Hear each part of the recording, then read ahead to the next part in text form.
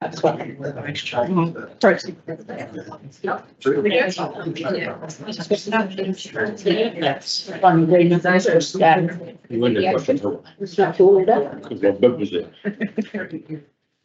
That's Maria. Good morning, everybody, and welcome along to the council meeting for June.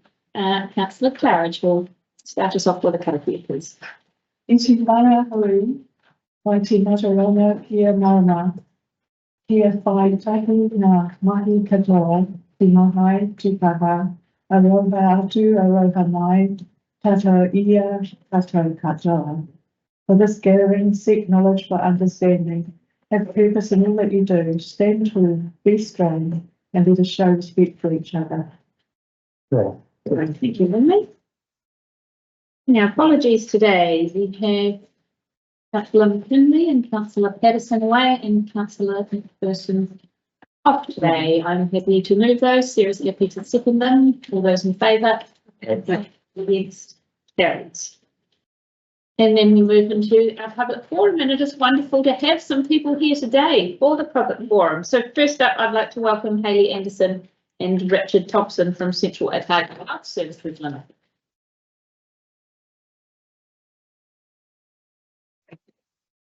Good morning. Tēnā koutou ki whunga ko tāna nei tēnā ko Hayley Anderson tupu ingoa. We've delivered healthcare from Clyde since 1863, and this community became owners of our health services in 1999 via COINC, our shareholders, and COVIL, our operating arm. So this is your hospital we're talking about this morning. We span 2 TLAs, and Duxton is one of New Zealand's most remote rural hospitals.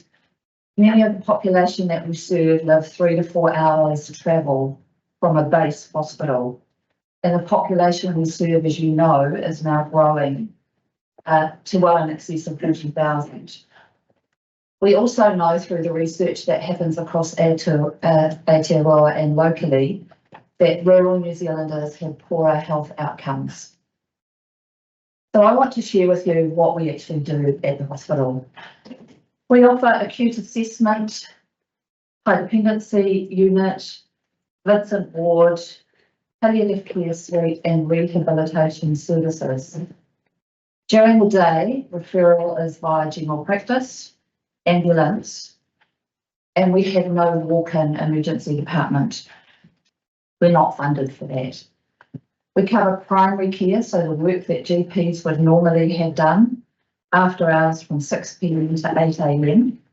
And we've run this service across this community since 2019. Referral to that service comes by ambulance or via Ka Ora, the National Rural Telehealth Service. We offer overnight acute care from 11 p.m. until 8:30 a.m. 7 days a week in Wanaka, and we've done that since September 2024. All discharges from our hospital have increased 30% since 2020, and we're seeing approximately 4,600 people every year. We have a busy chemotherapy service, which offers public and private chemotherapy, which has grown to 4 days a week. And we see approximately 130 patients a month. Our immunotherapy, which is non-cancer infusions, is growing. It's a growing field for us. Our radiology service operates 24/7 for CT, X-ray and ultrasound, and we complete about 1,300 images per month. We have 20 plus visiting outpatient specialists and around 300 attendances per month. And I just want to run through some of those services because you may not be aware of them. Orthopedics, radiation and medical oncology, endocrinology, diabetes, respiratory, cardiology, echocardiogram, neurology, paediatric, elderly health, general surgery, gynecology, antenatal, colposcopy, endoscopy, ENT, retinal screening, plus a range of nurse-managed clinics, including specialist diabetes. We just signed off a new paediatric audiology clinic, which means that our children won't need to travel to Dunedin for that service. We run a patient transport service to Dunedin Hospital and aged residential care facilities. And in the last 12 months, we've taken 192 trips to Dunedin. Mobile surgical services is on site approximately 5 times a year. All patients are recovered on site by my team, and we've just run a dental service there last week. Mobile mammography is on site 3 months of every year. Our district nursing service, including services into Wanaka, deliver over 1,000 patient contacts per month. Our allied health team, which includes speech and language, occupational therapy, physiotherapy, medical social work, our dietitian, clinical needs assessors, therapy assistants, and our child development unit interact across our community with 450 visits a month and also have a vast inpatient workload. Our kitchen offer an in-house meal service, plus we organise over 15,000 meals on wheels out to our community. We have a lab and a blood bank on site run by Awanui Labs. And we also have the University of Otago Rural Clinical Training and Research Hub. So we have a pipeline for young doctors, young nurses, and young allied health staff. Our performance metrics are impressive. Our annual length of stay is 2 days. Our bed occupancy is upward of 90%. Over 90% of patients have their episode of care with us. They don't go anywhere else. We are almost fully staffed, and our staff engagement and satisfaction sits at 73%. Kia ora. Thank you very much, Haley. Hayes talked about what we do. I want to talk about some of the issues that I think we face.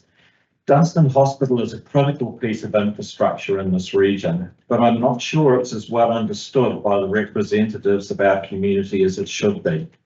And we would very much like to engage with you at a deeper level than 5 minutes can ever allow, and we would urge you to think about how that could be achieved. It is population makeup that drives health, rather than population per se. So let me give you an example.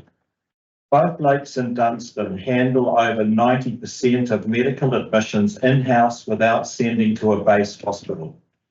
That is within an hour of home. We both do medical stuff really well. Yes, we're both under pressure, but there is not a huge cohort of unmet medical admissions either being turned away or sent on to Dunedin and Invercargill. But there are differences.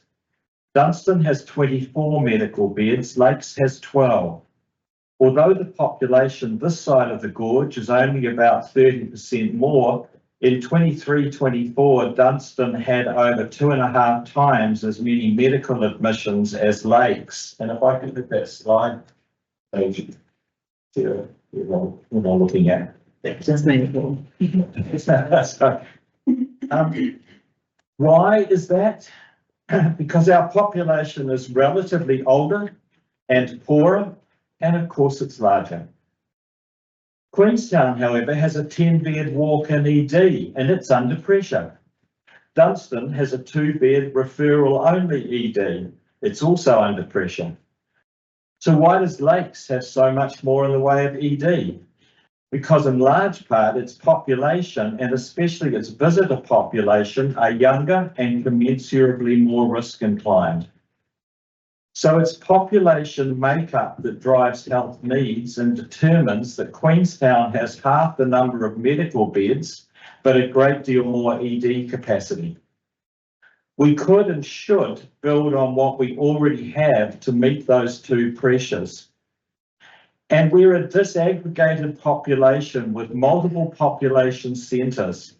We may have population size similarities with, say, Taranaki, But that hospital has about 70% of its population within 20 kilometres of the base hospital. If we were to put a base hospital in Queenstown, as suggested in the regional deal and health services and assets report, the majority of our medical patients would be travelling further for care. I would argue we need to think differently about how we provide for health needs in a disaggregated population.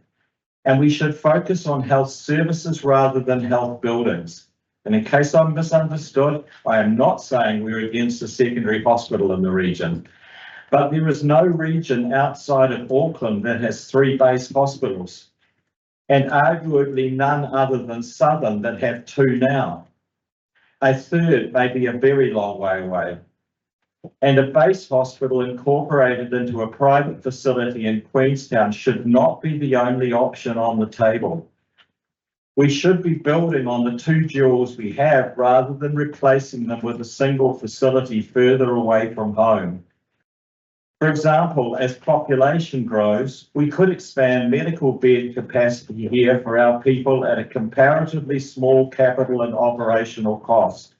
And if a private facility is built in Wanaka, we could potentially lease space and leverage off our current infrastructure and overheads to provide Wanaka residents with hospital medical care even closer to home. We can keep our medical patients, who are predominantly older, closer to home by incrementally building on what already exists.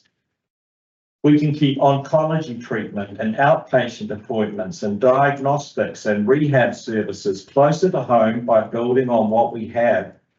We already do this very well, and the same could apply on the other side of the gorge, whether in a refurbished Lakes Hospital or in leased space in a private surgical hospital.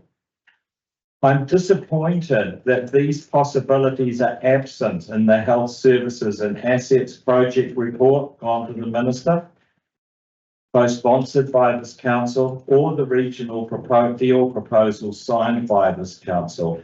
And my fear is that a base hospital, possibly located in Queenstown for financial convenience, may shortchange the people of our community. But if we leverage off what we already have, and then add some surgical services and private facilities on both sides of the gorge, we would be far better off much more quickly and without cutting off the long-term option of a base hospital situated where careful health needs analysis suggests is the most sensible place. Thank you very much, Richard and Hayley, and I will hopefully allay some of your fears, Richard, and the steering group of that Health Services Committee sit far and above that and are advocating for increased services, but without any specific lens on where that should be, recognising that we are politicians and not medical professionals, and that where services go should be based on needs, following needs assessments, and that there's been a substantial lack of data in the past, and that is the thing that we need to ascertain as the first step. Has anybody got any questions for Richard and Hayley? Just the one, like the Queenstown set up, this infrastructure and the services and the assets are owned by who there? Lakes Hospital is owned by the Crown. So it's apples and oranges. It's always made it a bit more difficult to work more cohesively between the 2 hospitals, having 2 different owners. But we have a pretty good relationship, I think, Hayley. Yeah, I'm sure the relationships will be good because that's what you expect to find when like-minded people doing the stuff that they do. But you'd think one of the barriers might be is how the assets are held, how they're provided for, how they're governed. Just seems that there's a bigger picture that will probably need to be addressed as part of it going forward as well. I think that's probably true. Yeah. What's the point of the briefing unit that was good to be coming through something? Asking Hayley. Yeah, but another good question. It's really hard to get answers from Health New Zealand at the moment as change rolls forward and people move from their jobs. So Health New Zealand had confirmed there would be a new build primary birthing unit on the site at Dunstan Hospital. is on. We don't own that Mm. building or the land. It's owned by Health New Zealand. That was supposed to be shovels in the ground sometime this year. I've not been able to get any confirmation from Health New Zealand on what that start date looks like. Well, Johnson's a magnificent hospital. I think it does, it's a wonderful facility. Absolutely. Appreciate that feedback. Thank you. Thank you both very much for coming and speaking today, and we'll have a think about how we could have a session that you can come to, Richard. Thank you. Carol Gilliams. Welcome, Carol. Nice to see you. Jane had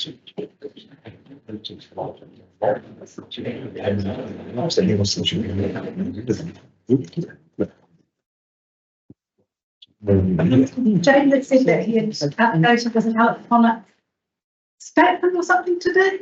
Oh, in the next, do you want to play that now, or are we going to do that in the next? That was a community board chair update. Yeah. So, Go back this way. no, that will come a wee bit later unless you specifically wanted Jaden to say his piece first. No, I can certainly talk to it. I guess why I'm here is to support the application for the gifting of some land for the Abbeyfield house build within Alexandra.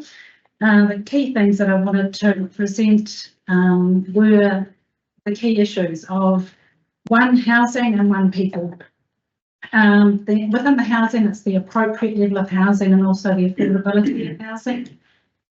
The appropriateness of housing as people age is they tend to be in the housing stock which is too big for them, and the inability currently to have enough changed or enough appropriate topology for people to actually downsize to is really limited within our whole community across Central Otago. So the volume of targeted housing for seniors is very low, especially with the rate, our demographic being predominantly higher in that age bracket within this area. Affordability, people are arriving at retirement without equity. Currently, the last statistics from Retirement Commission, 30% of seniors within New Zealand are renting, which is huge, 300,000 at the moment. Expectation to move to 600,000 by 2048. It's a very large number of people reliant on superannuation benefit to be their income to enable them to live well as they age. That erosion of equities for many reasons. Could be people are living a lot longer than they expected, reverse mortgaging, deterioration of their home, prolonged illnesses, caring for others, and also separation or divorce. Many reasons why people arrive at an age when they expect to be able to live quite differently with very limited equity. With those two things being the housing side of it, the people side of it, people living with loneliness and isolation. It is a very definite research topic now. It's a deteriorating factor of health quite quickly when people are isolated. They're losing their ability to be independent, which includes mobility and lack of public transport, separated from their community, and then having no opportunity but to leave a community. A lot of our older people within this community, the survey we did in 2019, were volunteering up to 30 to 40 hours a week to give to our community organisations. When we lose an older person in our community, we lose a lot of volunteering, we lose a lot of connection with other people. Each person we lose significantly deteriorates our social foundation within Central Otago. Talked about the changing demographic, ours being much higher in the 65 plus than across New Zealand. So our solution is a not-for-profit housing opportunity, affordable housing opportunity. Abbeyfield Alexandra has set up, is fully incorporated now and fully affiliated with Abbeyfield New Zealand. We've identified a piece of land that we are looking at purchasing, which is going through resource consent for subdivision currently. And we have been working with both council staff and with the developer for a number of years now to keep that moving in a direction to support the need. Our aim is to build 14 units, and 14 units is the most cost-effective, sustainable way to move forward. The current piece of land that we're looking at is potentially restricting us to 11 or 12 units, which makes it still very, very doable, but it puts a lot more pressure on long-term for the volunteers that are going to be looking after the governing of that particular organisation. Our request is to be gifted a sliver of land in front of that property, which is currently owned by the Central Otago District Council. We have a report being tabled a little bit later to show from the council staff and the team that it has gone through due process to show that it is of negligible value and that it would be something that is not required by the council. By taking it off your books, I also see a benefit, and as a piece of land you don't have to look after anymore. So I see a win-win. Obviously very passionate about continuing this process and wanting to build it to the capacity that will actually make it a long-term legacy for Alexandra and Central Otago. Also very passionate about the affordable housing space and every little piece of jigsaw that we can help within that space, we're here to do. And it's a community group offering to undertake that on behalf of our community. So, look, Nailed it, Carol. Thank you. Questions for Carol? Ian. With the Everfield model, new speaker of the initiative.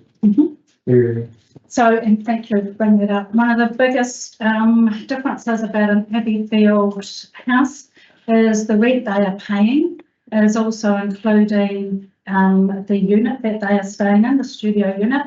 It includes 2 fully cooked meals a day, so it includes their food. It includes access to the kitchen where the breakfast food is, so that they can make their own breakfast foods. It includes all of their utility costs.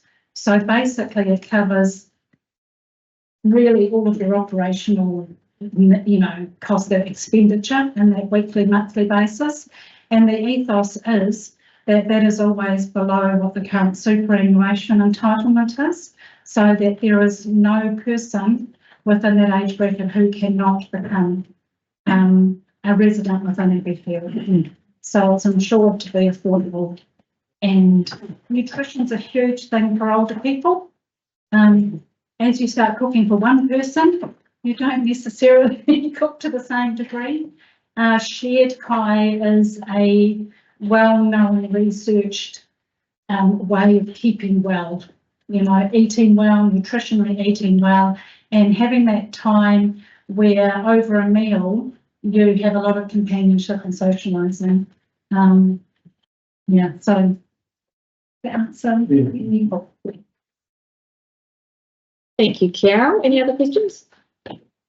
And I think that the companionship and the combating of the loneliness is probably the biggest thing that came through for me. It's all well and good to have somewhere to be, whether that be your own house or a rental, but when it's just you at home, it really leads to a whole heap of better health outcomes. And as you've highlighted, we already gained thousands and thousands of hours of volunteer service from our aged population in our community, and I think an important thing from an economic side as well as it does, and it's been proven in the research that over the life cycle of an Everfield house, there'd be approximately a $12 million savings for Te Whatu Ora, and that is the time of actually the cost of somebody going into a rest home earlier. It definitely has shown. They've been in business 32 years in New Zealand, Everfield, New Zealand, and over that time, there's at least an extension of 4 years before someone requires a greater type of care going into a rest home. So there's a definite economic benefit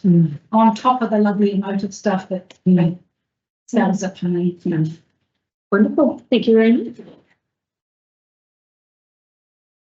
That is what's coming up first for us, Carol, so you're welcome to wait and hear that. And Rob Vandermark. Welcome. Thank you. Good morning. My name is Rob Vandermark. I'm a wine grower in Bendigo. Our vineyard's about 10 kilometres from the proposed in Moraine. The Australian company Santana Minerals is proposing the Dunstan ranges. I'm also a committee member of Sustainable Terrace. I'd like to give council an update on some of the recent developments and raise concerns on behalf of a large number of people in the Bendigo Terrace community. Santana Minerals is a tiny new Australian company that plans to dig 4 open pits, the largest being 1 kilometre wide and 200 to 300 metres deep. An industrial processing plant 1 kilometre long, consuming 2 tonnes of cyanide a day to leach the gold from the rock. A waste rock dump that will take over 200 million tonnes of rock in a 2 kilometre long tailings dam that will hold a slurry of arsenic and heavy metals in perpetuity. All of this in the steep Shepherd's Creek Valley that drains into the Leedus and Clutha rivers and feeds our local aquifer. For several years now, Santana has operated an industrial site in a rural resource area on Bendigo Loop Road, where they process the many drill samples and coordinate work for their drilling contractors. They've done so without ever applying for resource consent and I don't want to speak out of turn to the planning department, but in clear breach of the district plan. Complaints from neighbours have been ignored by the company. In the past few months, Santana has applied for 2 resource consents that are incomplete and further speak of the cavalier nature by which the company goes about its business. The latest one asks council to approve plans for the mine's administrative offices, storage and repair sheds, and an elaborate caravan park for its workforce. This application breaches the district plan in many areas, grossly underestimates many of the effects, and will significantly affect local residents. The company's asked council for a non-notified consent for these extensive works that will leave a major impact on the valley and the locally affected community. Despite regular dialogue we've had with Santana, the company refuses to release its many completed expert reports that it will submit under the Fast Track Approvals Act. We understand council has received some of these reports, and we will kindly ask council to make these available to the public promptly. The community remains largely unaware of the detailed impacts of this project. It's outrageous that an Australian company can come into our district, refuse to engage in any meaningful detailed dialogue about its plans with those affected, have a cavalier approach to our district plan and resource consenting processes, and hide behind the fast track process, which will struggle to evaluate its proposals in the short time allowed. There is no social license for this project in the local community. There is nothing that even resembles consultation with the local community. We kindly ask that you evaluate Santana's plans carefully where they apply to you, and remain highly vigilant about the effects that this mine will cause. We ask that you listen carefully to those who have worked in these large mines, in these large open cast mines, and are honest about their effects on the local environment and local communities. We also ask that you share any information fully and rapidly with the community. If this mine is approved, it will likely be the first of many in central Otago. We know the gold is there, but it's in hard rock, and getting to it will change the landscape, our existing industries, and what we stand for forever in central Otago. It's a one-way road with no going back. Thank you for your attention. Thank you, Rob. Any questions? We appreciate your time and effort that you are putting into this. No, thanks. I appreciate it. Attention. Thank you. Right, confirmation of the minutes from our last meeting, which begin on page 7. Has anybody got any questions, alterations, additions to those minutes? In which case, you're happy to move those in. Thank you. And seconded, Sarah. All those in favour? Against, carries. And we now welcome, we'll do our declarations first, which begin on page 17. Please make sure you are checking those at each meeting and updating any as appropriate. Community Board Chair update, and we have Rob here in person. Welcome, Mr. Hazlitt from Maniapoto Community Board. Thank you, Madam Mayor. Yes. Sometimes it's easy to control the computer than you. Technology. We can help you. Like I said. You're on the presentation, Neil, not you. I think we're not having a meeting this time. I just sort of bring a few things up. With roading, the road grading, I sent some pictures to Sarah. I don't know if she can show them to you. That picture there, that's on, this is willow trees, but this is on, McNally Road, it's not even in the Maniatoga. It goes along with the swamp road, which they, didn't get to go through. These are trees that were taken out, right? And they should have been sprayed months ago, years ago. You normally spray them in about the second week of March, just with Roundup, and it kills them. That tree was cut down, the farmer killed the tree after it was cut down, but that goes for about 1.5 kilometres down a creek. So every time that rains now down that road, it floods because the water can't get into the creek. It's the same on Swamp Road, where they took out Swamp Road on the same line, the High Valley Station Road, where they took all the trees down, they now leave roads. So after spending thousands of dollars, the trees have been growing because they weren't sprayed. And it's only, and to put it in context, when if they've done it straight away, it's like 20 litres of Roundup in a couple of hours. Now it's 200 litres of Roundup in 2 or 3 days to try and kill them. So it was basically a waste of money pulling the trees down. So it just created another problem. There's that in there. The broom spraying. So this is broom that was sprayed 2 years ago with Roundup. Glyphosate. Glyphosate, is that the tree root shoot? Glyphosate. So if they sprayed it with Tordon, I'm not sure if they call it Tordon anymore. So glyphosate will kill the broom and the grass. So once the grass has died, the broom seed that is in the ground has got no competition. So therefore it grows back twice as fast and twice as thick. If you spray it with Tordon once, that's it, it's gone. And you've got patches that do over the years of little bits, not big bits. So that there's got to be redone again because that's about 4 foot high now. And Stu can tell you just about exactly how high it'll go in a year. Stu, is it 7-fold? 7-fold a year. Broom bush grows 7-fold a year. Well, that's how high it's going to get. Right down the side of the road. With another photo there. We've got some potholes. So that's corrugations. That road was graded a week ago. That's the Naseby Himmelburn Road. At 30 or 40 k, you can hardly keep the vehicle on the road. It's a reasonably well used road going into Naseby. And there's another one back up a bit further of potholes.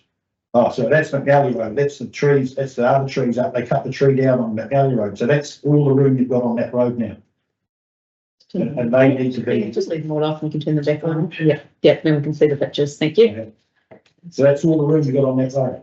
And when it's wet, 2 cars can't get past them, so the way they go, and they're about half a k long. They just need spraying around it when they're gone. But that's 2 years worth of road. And they weren't spraying. And that's not even in the Maniatoga, that's in the old Vincent County. There's another one there, some potholes. Can I get another one in? No? Maybe. Possibly not. No. So the road grading and the potholes. The potholes are getting filled, and in some cases 2 days later the potholes are back because the roads aren't getting whipped up enough to get the stuff in. They grade down the side of the roads. They put a water table down the side of the road and they smear the mud across the road. So it's basically a waste of ratepayer money going out and spraying it, and better off to send them out with trailers and shovels or a digger and a truck and start filling potholes so the grading jobs got something to work with. Because that's what was Qantas. I've just been running around water for Central Togo and going out. I just noticed there's a lot of low shoulders on the Tass Hill Road. I don't know if there's a program for that to be done, can be fixed. Like up behind Omacow on Racecourse Road, it's quite bad. The Petaroa Road is quite bad. And Navy Road, all getting quite bad. So in the last rain we had in the Maniatoga, as usual, the water in Naseby, storage in Naseby isn't enough in the tanks. There's a dam right beside the old dam's right beside the water plant.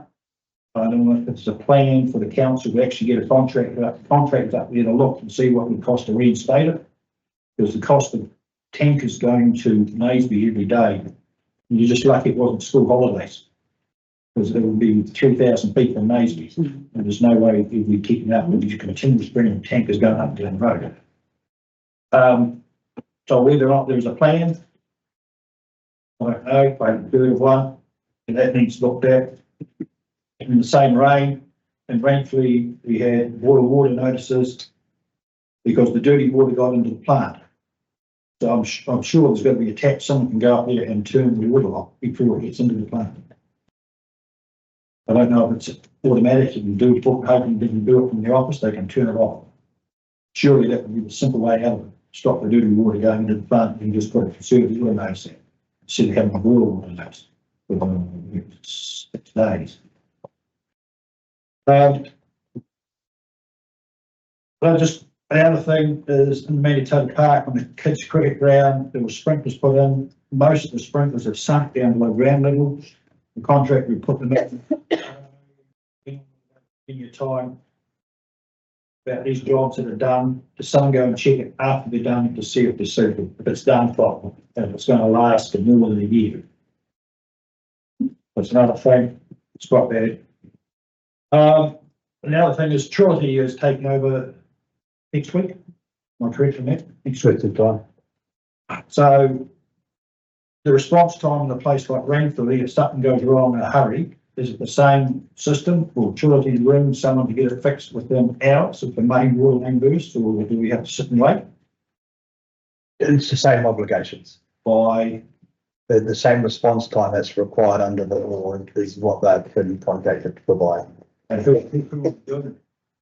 I'm not sure who within the Trilogy team and if they're using subcontractors, but Trilogy are responsible for the delivery of those services. So, and that's about me. I just noticed that, I was going to mention the Manitoba Hospital, another 4 rooms being built at a cost of around $1 million. So that's money that's been fundraised and they've supported themselves and what they get out. So it's a good result in Manitoba. And that's about me. Thank you very much. Wonderful. Thanks, Rob. Probably else.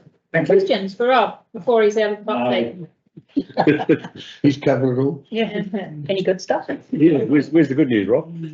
Give us a happy ending. Come on. Manitoba beat Alex the other day. Pardon?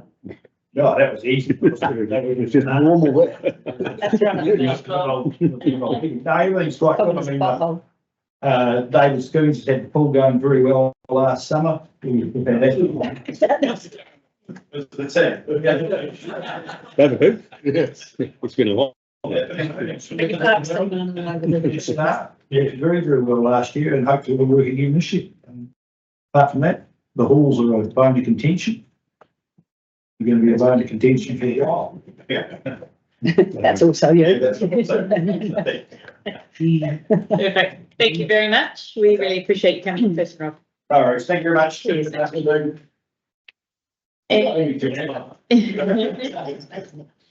And we have an update from Jaden from the Community Board Chair, Paul Vincent, who had hoped to join us in person, but has been called away to Ranford.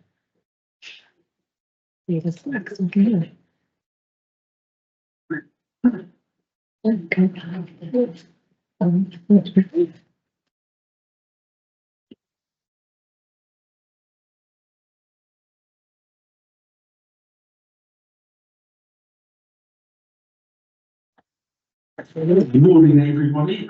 Firstly, sorry that I can't be with you in person today.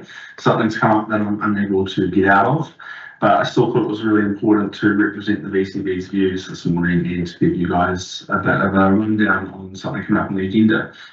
Firstly, you've got Upcycle, Lower Meadowburn, Riverside Park, and another topic that you guys will discuss later that have come from the VCB, and we strongly recommend that you guys approve those things today.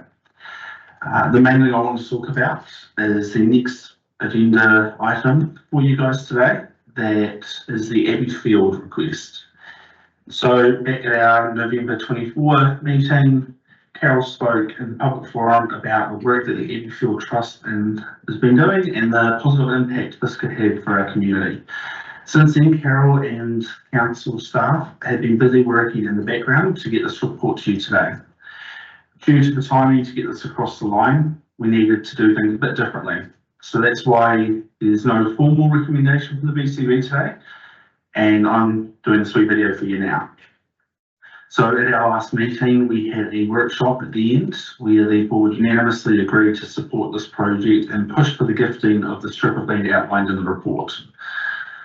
I'd like to acknowledge the mention of the Affordable Housing Trust's attempt back in 2022 for land to be gifted in the Gear Ave development that didn't pass council. Want to make clear that we view this as fundamentally different to this request. Firstly, we're not asking council to hand over $16 million worth of land, but an 8 by 80 metre strip that's value has been described by staff as low to negligible. Its original purpose, mineral and water space, is now surplus to requirement. Well, it's not worth much to us. It could be the difference for the trust on the financial viability of the project having 14 units versus 12, and is therefore very valuable to our community, even if it's not to us. We are aware from the recent long-term plan consultation that our community believes in the importance of council supporting wellbeing, even if the current government doesn't. The project at its heart is designed to support a high-risk and vulnerable demographic in our community and support their wellbeing through a proven record of affordable model to meet their financial needs, their social needs through connection with others, their health needs by having access to a warm, healthy home to call their own, and their independence by delaying the need for rest home care. Welly Abbeyfield would directly impact up to 14 people at a time. Its flow-on effects go much further. The Abbeyfield could save taxpayers $12 million in rest home funding over its lifetime. It will free up much needed rental stock for the next generations to support local economic growth, and it will allow us to keep generations together in this community without losing the knowledge and community connections that the people that will be living there have brought to this area. The committee has worked hard behind the scenes to bring this dream to life, and I personally had the privilege to work alongside most of the committee members throughout my working life. They are socially minded, community driven, and extremely knowledgeable in the needs of our people. When you take this particular and team them up with a well-respected organisation that is, a proven track record, which is Abbeyfield New Zealand, we know that we've got a winning formula of local knowledge and care partnered with the policies, funding and backing of a national body. My final point is this. Many of us campaigned in 2022 on affordable, accessible or social housing in one form or another. And the reality in my mind is we haven't done enough this term to really deal with the problem. But the Abbeyfield Trust has given us a stepping stone in the right direction. By turning a low value strip into a meaningful contribution towards something that will positively impact our elderly is definitely worth doing, and puts us on the right path to think outside of the box and partner with local and national organisations to meet the needs of our people without impacting on rates. It is all about balance and thinking about the long term and an holistic approach to how we support our community. So with all that in mind, I'm going to enthusiastically and proudly, on behalf of the Vincent Community Board, endorse the recommendations in Agenda Item 2012-4, and we hope this is just the beginning of more to come. Again, I apologise that I can't join you today, but thankfully Carol should be present at the moment and is far more knowledgeable on this topic, and I imagine she'd be quite happy to answer any questions that you've got. Ka kite, and I look forward to hearing your decision.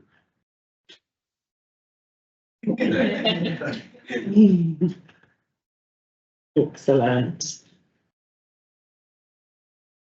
Right, we can now move to said item 25.12.4, which is the Abbeyfield development. Welcome, team.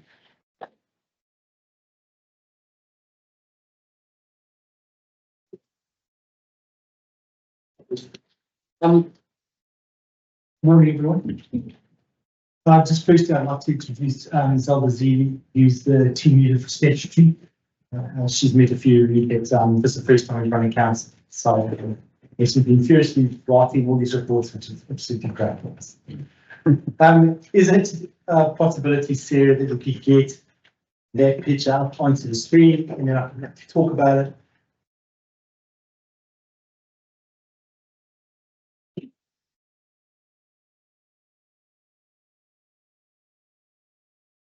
Sorry, I should have given you full warning. I like to walk and talk. Just getting close now.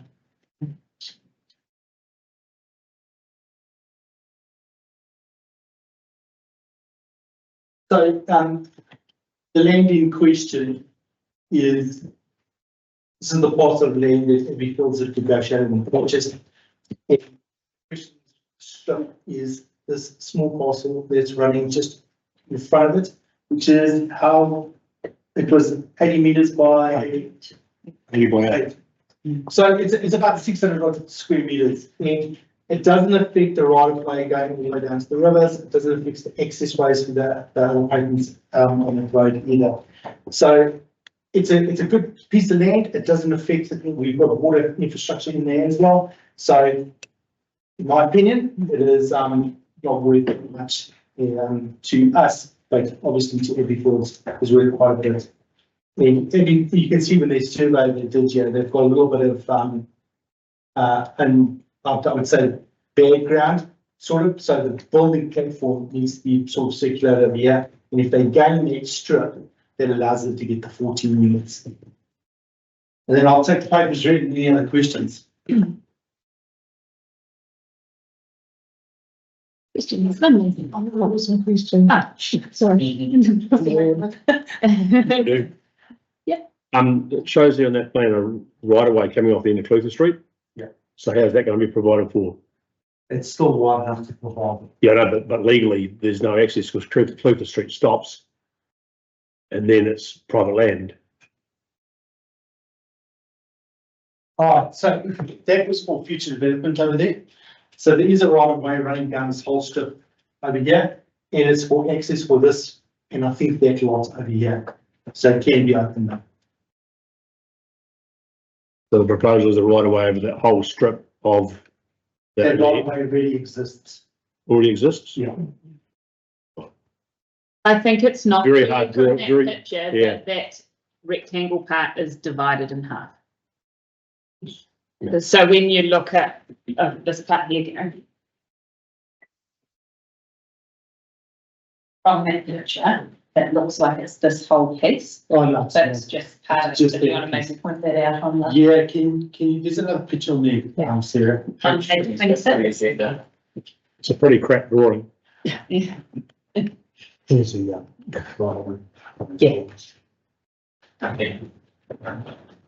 So the right of way goes all the way across with this whole parcel of land.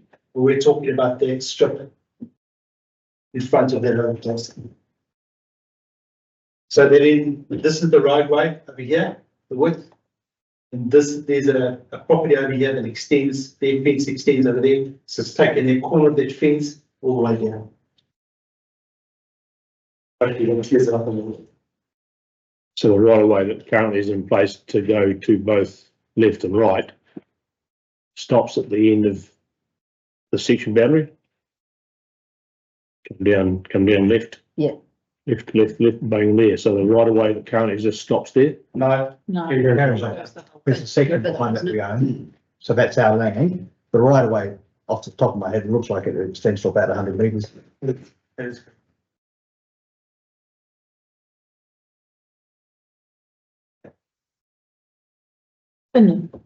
I'd just like to endorse if it was fully supported by the Brunswick Community Board. I'd like to move A, B and C. Thank you. Neil still has his thinking face. Oh, yeah, I do. Yeah, absolutely. Yeah. First. Jayden mentioned in his presentation about it's not the same as what was being proposed in Cromwell. The paper that council turned down was not about what was proposed in Cromwell, it was about a council policy about how we might gift or make available land for affordable housing. So this is exactly the same and it's no different. The council made a decision then not to support it. Wrong, in my view, however, that's the decision the council made. So effectively we've been asked today to actually make a significant departure from what we've already said no to. And I know it's only 600 square metres, it's of low value, and I would contend it's not of low value if it's going to be actually help get more houses onto a piece of land. It's actually worth quite a bit more than that. So the risk we face is that if we agree, what do you say for the next one? And it's a concern that you need to think about in making that decision, because you're now putting a stake in the ground that's different from where we were before. And it's a bit of a quantum leap. Things are happening quite quick. I'm just concerned that we're going to make a decision because we need to because of the timing, which is at odds to what we've done in the past. And have we thought about it through the bigger picture and what does this mean for the next one? And the other part of that right away, when the person who owns the land to the downstream side says, well, I want a piece of it too. just seems to me that we're rushing into a decision without some of those big picture issues being sorted through. Designation needs to be removed, I would expect as well, to make the land freehold. I suppose it can go with the designation over it, that could be an issue. I don't know, I just think we're rushing and we're doing something that's quite counter to a policy that doesn't provide for it currently. That's not to say that I don't disagree with it, it's the right thing to do, but we haven't got our ducks in a row. Any comments on that? I'll be interested to hear them. I just think it's really desperate that this goes ahead for Alexandra, and that if we don't put it through today, it's going to cause more delays for EDC to get built.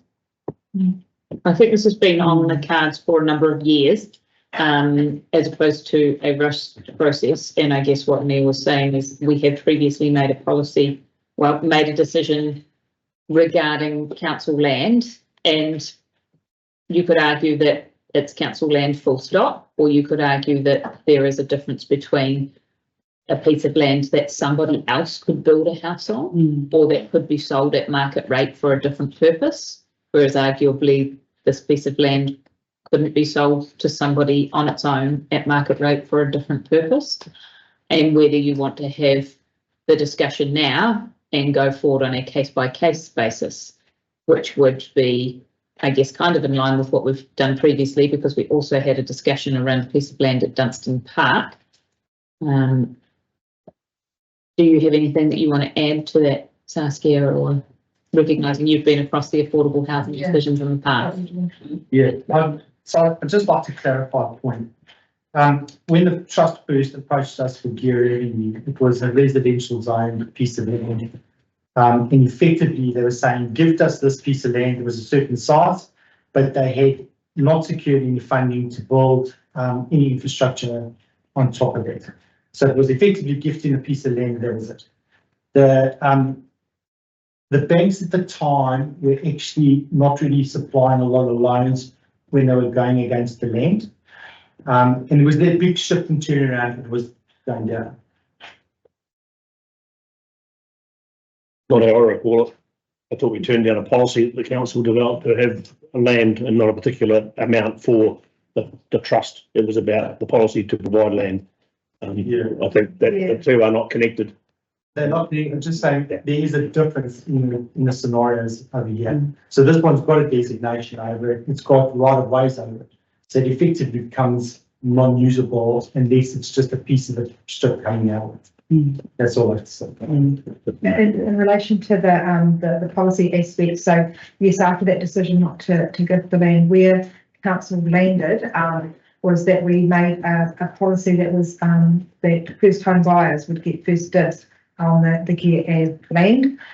So stretching my memory banks now, I don't think it was ever expressly excluded, but definitely the policy didn't say to consider gifting of land in the future or anything like that. But where council landed was, and it's quite a short policy around the first home buyer and the first rights on Gear Ave development. So that's essentially where the housing we've got with that. And looking at this, it says that the policy, and I'm just going off the release here, approved a policy that would ensure the use of different types of housing in developments on council-owned land, including detached, terraced and low-rise apartments. Yeah. The new policy will be applied to the next stages of Gear Ave development in Cromwell and the Pines development in Alexandra.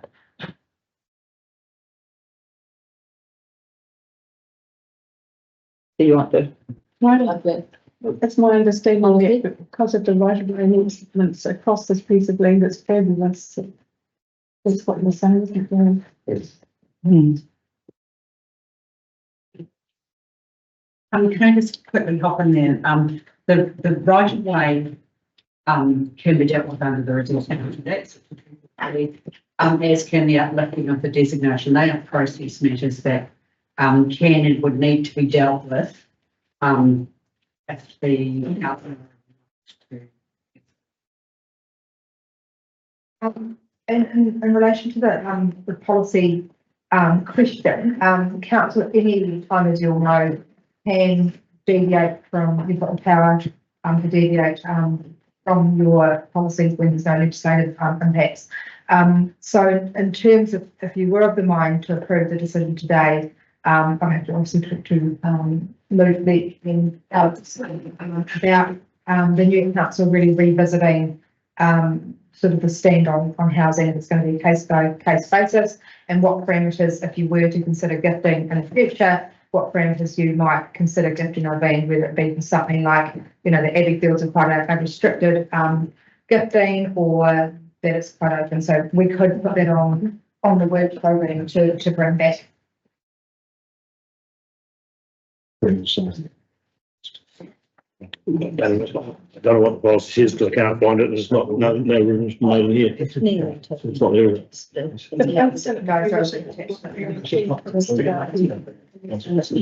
Yeah, and that was my understanding of it as well, was that the policy applied to council owned land that we had for sale for development. Yes, it was. Yeah, but did we actually do that policy? I can't find No, it. I can't find it. Yeah. That aside, technically this is council land being made available for development, so if it was a policy, I can't remember if we did or not, because I can't find it. Just. All I can find is that press release. Yeah. And the recollection of the discussion. Because if we're going to do something that's potentially against the policy, we should know it before we do it. Yeah. Um, Can we leave it on the table for us? And pick it up after lunch then? Yeah, I agree with Neil. It would be good to be really clear on what is there a policy, what does the policy say? And then we can make a decision on how we move forward on that. And we park that on the table. Find the policy and circulate between us. Wonderful, thank you. I do have the policy. Oh, Do you? Okay. should we know that now? And the policy is to provide a policy that promotes the development of different housing typologies and developments on council-owned land. So if this doesn't fit that bill, because we're not developing and the houses aren't for sale. It's to provide more affordable options for the open market than is currently provided for. Council will lead the market by developing more affordable housing options and demonstrating that these are viable in the central target market. The policy applies to all developments on council-owned land, while non-council-owned land is out of scope. Council will promote this policy as appropriate to private developers to help influence housing options that are available. So that last bit, that's sort of say there is a connection back to this, because it's council-owned land, even though we're not the developer here.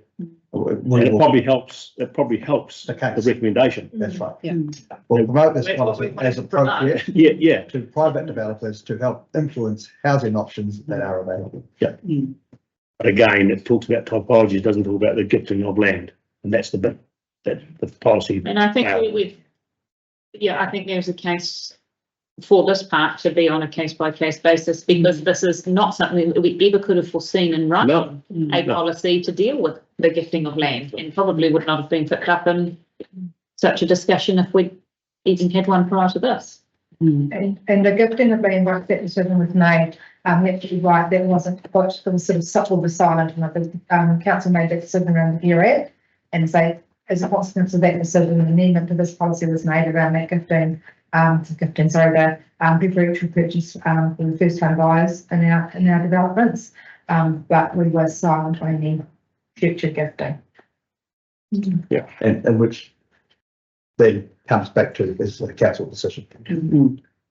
So it can be said that this is not inconsistent with that policy. That's right. That's the key thing. how If we can say that, That's what we've said we would Yeah. encourage. and the only thing that we don't have anything consistent, anything to rely on is about the gifting part. Yeah. That's all that we don't have. And that's the And council that- decision. And that will be a case by case decision you're going to make today. But in doing so, we have to be mindful of the fact that saying actually, what's the next one going to be? That could be the case by case. And it may well be a case by case. Or Or there's people listening that'll make it. So is that then going forward with the new council to relook at that and actually tidy that up then, but not necessarily for today? well, potentially, although I think there's so many variations on this discussion that I don't think you could capture them all by This was specifying what was going to happen in every given situation. Whereas when you have a policy that say this is the type of behaviour that we're looking to encourage, and then we've had an approach It gives weight to the proposal. that gives So way. it should have been Yeah. part of the proposal. Yeah. But we didn't pick up on that. It's an innovative use of a piece of land that's not good for anything. Right, Lindley has moved it. Is somebody happy to? I'm happy to second it. Thank you, Sally. Any further discussion on that? All those in favour? Against? Carol. We made someone's day. Read your joy.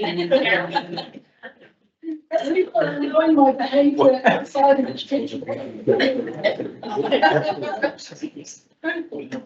I'm very glad to thank you. Absolutely. Before that, Thank you very much, Carol. We will be very pleased to receive updates. Right, I'm just going to say everyone's going to get a little bit sick of my voice today because we've got quite a few reports for CVME. And the first one is item number 25.12.5, community grant accountability reports. And we have got Rebecca and Jan and what else have we got? Not else. Yeah, lots of names. You get the one from the start. Yeah, because I gave. I might just stand. And I'm in, so it's going to be. I thought I would keep them out. Yeah. I don't know if she could do the move. Kia ora everybody, and thank you.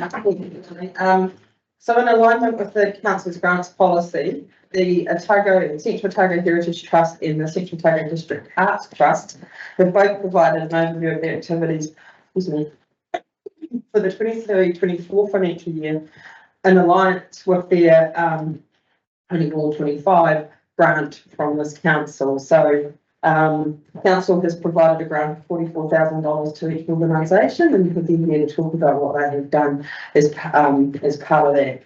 Both organisations continue to flourish and add vibrancy and add to the identity of our district.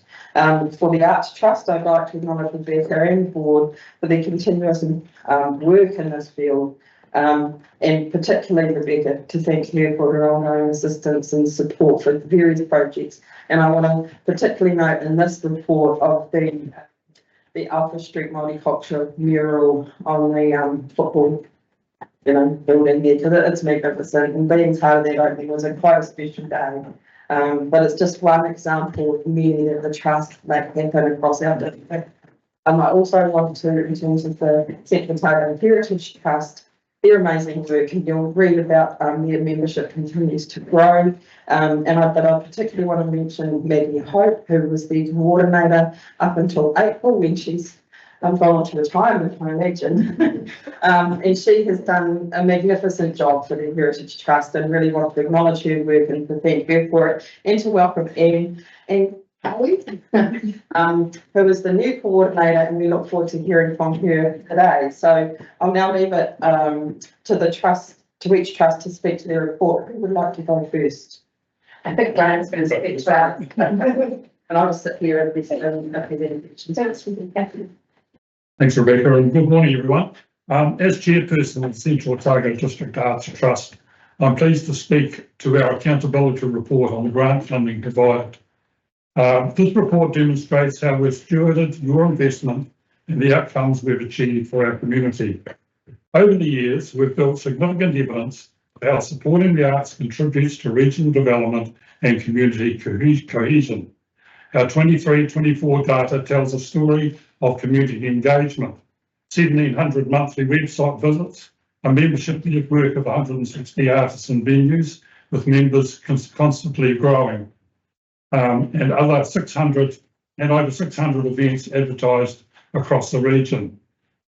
These aren't just numbers, they represent genuine community participation. Events such as Cover to Cover feature high-profile people from the world of literature and many attendees from outside our region. Supporting the arts generates economic activity well beyond direct cultural spending. We're drawing visitors who contribute to accommodation, dining and retail sectors throughout Central Otago. Our Arts Trail promotes galleries and artist studios across the region, encouraging visitors to explore beyond main centres. Studios and galleries enhance destinations like Cromwell Heritage Precinct and Clyde and Historic Clyde, encouraging longer stays and repeat visits. Rural studios provide additional reasons for visitors to explore our region extensively. We actively promote these venues, always working toward positioning Central Otago as a cultural destination alongside our established tourism strengths. The practical benefits are particularly evident in our rural areas where events have been well attended. We've facilitated cross-community collaboration. We've brought celebrated Australian street artists to Central Otago to work with the community on our multicultural mural project in Cromwell, demonstrating how collaborative projects bring together people from different backgrounds while creating lasting community assets that enhance our towns. Research consistently shows that engagement with arts activity contributes to improved mental health, social connection, and community resilience. Your funding has enabled us to develop plans to seek funding for a series of creative entrepreneur workshops supporting local businesses across diverse industries, from floriculture to graphic design. We recognise that creative thinking and innovation are valuable across all business sectors, and our professional development programs strengthen and broaden business community. This approach benefits many areas of our community. Your grant functions as a catalyst for additional investment. We regularly secure project funding from outside the region, meaning every dollar you invest draws additional external dollars into Central Otago's economy.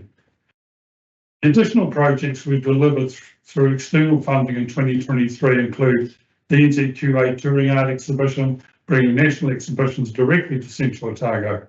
Our Arts Trail Enhancement Project updated rep cards, added new artists, highlighted public art installations, and ensured widespread distribution across the region and beyond.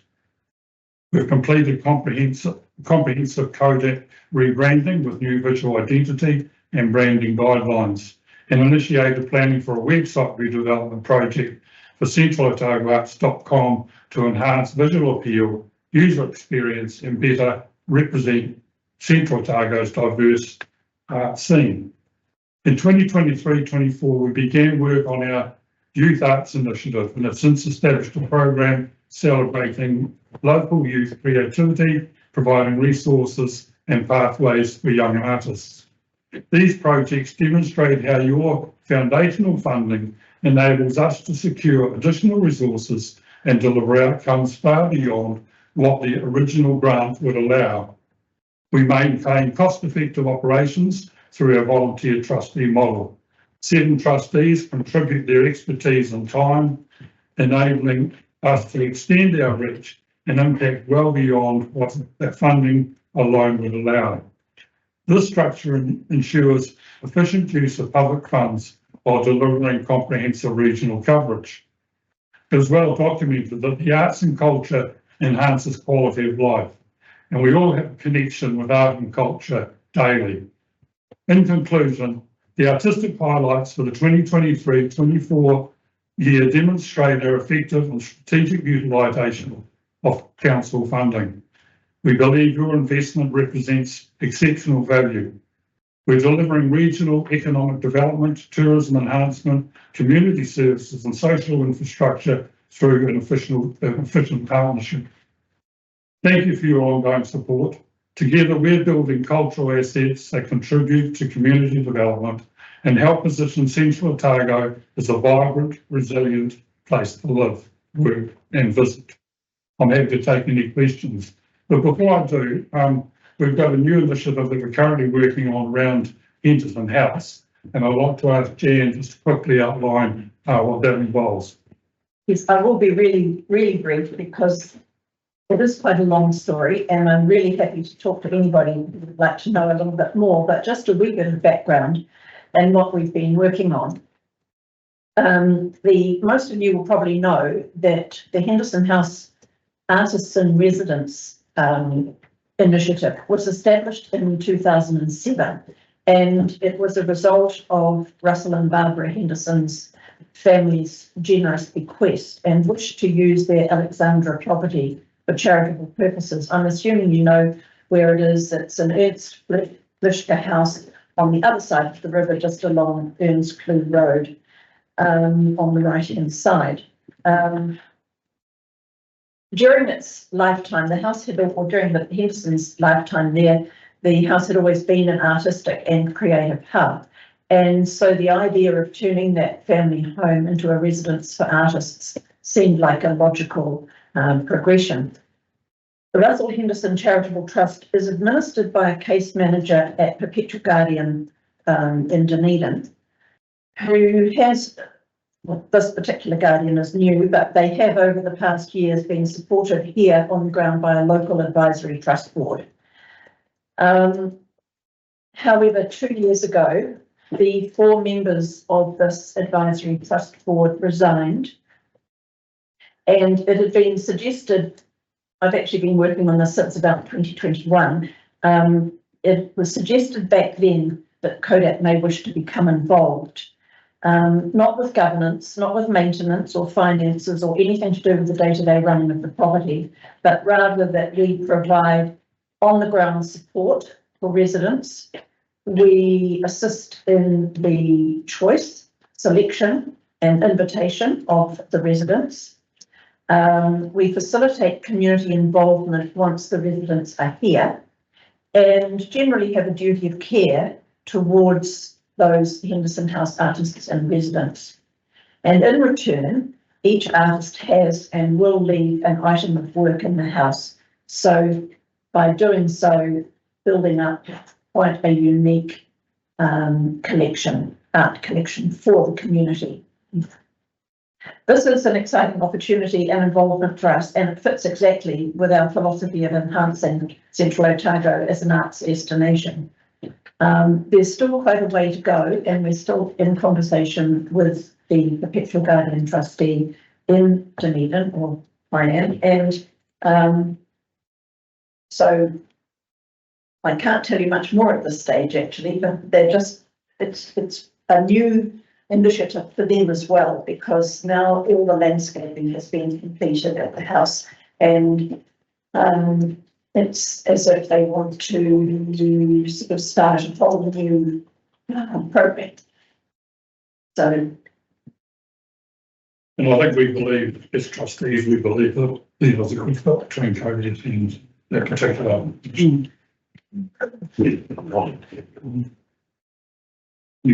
Any questions there? I'm more than happy to.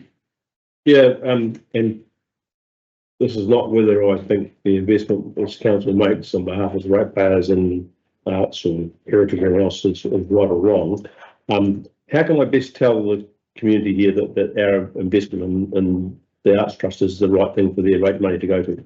I've written, in reaction to a Facebook post that I saw the other night, I've written like 500 pages of why investing in the arts is a good thing. I can send it to you, Neil, because I got really angry because I read which is good, but you need to send it to more than just me. Full responsibility. And yeah, so I will need to think, what would it be like without it? Yeah. Yeah. I just think there's a story to be told. Yeah. That the councillors or council can't and probably shouldn't tell. It's one that I think there's an opportunity that I'm suggesting that you guys need to pick up and say, actually, here goes the sell, here goes the why. I was going to reply to the Facebook post, but then I thought that I was best stay out of it. But yeah, I have written. Get away. Okay. Really? Don't be sure. Really? Yeah, why not? And the same. In it, people won't hear the other side. Yeah, that's true. Yeah. And that is your space. Yep. Yeah, that's true. And especially when if they're going to ask me to defend it, because I can do so much, me as in everybody. I feel like you might be really surprised about how many people in the community actually do believe in the art. Oh, yeah, but the great thing is that the majority don't actually tell you what they think. Yeah. They don't tell you how good it is. Not put it in your tato, are they? They will tell you. Oh, they just. But in saying that, the Minutano has some of the greatest growth in art. Yes, I went to Victoria Hill Art and Exhibition on the weekend, and they had 300 people through. And if you look at the growth even in there, we really the people that are involved in art, we have names when you go through it, it's phenomenal. Yeah, and we put a post up on our Facebook page about it, and it's been huge. It's gone gangbusters, the post. Yeah, no, it's actually, it's a lot of work's been done and a lot more interest in our wee small rural communities with art than people would have. People would like to see. Farmers are closet artists. Oh, but I had a discussion with my tractor driver there. And he was the same. He said, it's not my thing, but actually my wife came back to it was absolutely amazing. Yeah. And then but then there's artists and poets and everything and layered through our community for the last 50 years. Yes, I think you have to get over the fact that 99% of people think that art is what's hanging on your walls. Yeah. But, you know, there are people who are creating art all around you. Yeah. You know, things like, you know, people who decorate beautiful cakes or take beautiful photographs. Every time you turn your TV on, you're engaging with art and culture. That's right. Yes. At some stage, there might be an exhibition of the pieces of art they believe that he was involved. It would probably be in the house. They wouldn't be able to leave the property, but it would be, and people are very welcome to go through the house. But it would be an amazing financial investment. There are beautiful pieces there already. Art grows in value exponentially. So it would be incredible, you know, it could be worth millions and. Right, so you get a rough overview. Him saying 20 years ago, it would be relatively good. Absolutely, yeah. Okay, so we might move on to Anne. Have you got a report to give as well? Or Russell? Yes, it is. So there's me here instead of David, Richie, who's our chair. He offers his apologies, but he's way overseas. And to the introduction before, I'd like to introduce Anne Cowie to you all. And as been said, she's taken over from Maggie, who's done a fantastic job, but Anne's hit the ground running. And we're delighted to have her working with the trust. She's got fantastic skills. So in a nutshell, our aim is to protect, preserve and celebrate Central Otago's heritage, raising awareness in the community through our oral history project and heritage talks and online presence. We've now got 35 member organisations. One of our newer members is the Clyde Primary School, and Kate Tulifai from the school is now a board member. This represents an exciting opportunity for collaboration between local schools and the museums. It's particularly rewarding to see strong uptake of interest in young kids into things heritage. We're involved and support our members in instances such as that where opportunities are identified which will benefit from the community. Another example of our collaboration with and support of members was our working with the Central Otago Museums Trust to develop the Central Otago in 100 Objects project. Each museum selected 20 unique and fascinating items from their collection to showcase. This was a hugely successful initiative and brought lots of interested visitors to our local museums. I've just got to say personally, I saw when I was volunteering at Clyde an amazing number of overseas visitors coming in and being fascinated by those things. Secondly, our oral history project growing. We've got a growing library, both volunteers and oral histories. Weekly drop-in sessions are held for volunteers, meetings every 2 months. They get the opportunity to attend oral history training workshops and to upskill their interviewing and research techniques. Volunteers expend an average of 8 hours per interview, including preliminary research, travel, recording the interview and paperwork. In addition to this, there's time spent abstracting the interviews. The interviews are also edited for privacy, and in 2024, we committed to remastering the audio recordings to ensure professional sound quality. Just recently, for example, a whole pile of previously interviews recorded on tape were redigitized and put through audio processing software. So we've currently got over 2,220 plays on the Otago History Library. The History Project Diversifying, it's a fairly exciting new initiative, and it's the introduction of podcasts, including topic-based podcasts for adult listeners.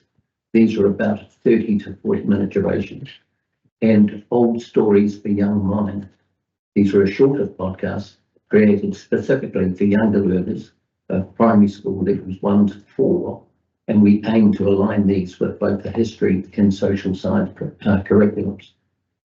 A pilot episode has been created for each of these podcasts with the theme Rabbits, rabbit. And I've got to say, I was pretty personally involved in that particular thing. That was very, very interesting listening to some of the stories of people and how they dealt with the rabbits. Rabbit jamming who couldn't do so right. It is envisaged that our oral histories manager time will be split 50-50 between oral history and podcasts. We believe that the podcast will increase the accessibility of recordings and will bring new audiences to this body of work. Heritage Talks.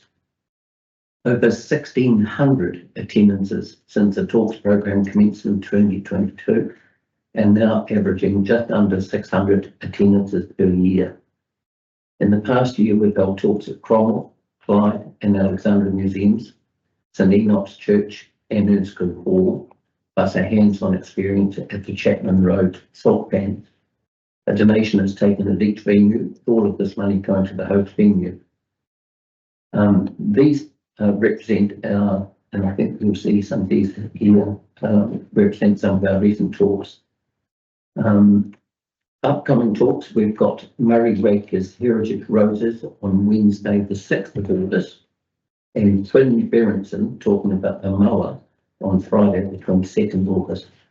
Both of these talks are on full performances, with both first talks fully booked out, and they tend to book out within a day or so. So it'd be great to see some of you attending these talks, and the details for booking and what they are on the Central Otago Trust web page. Looking ahead, we are looking forward to the community engagement, which will form part of the council review of the heritage provisions in the COTC district plan.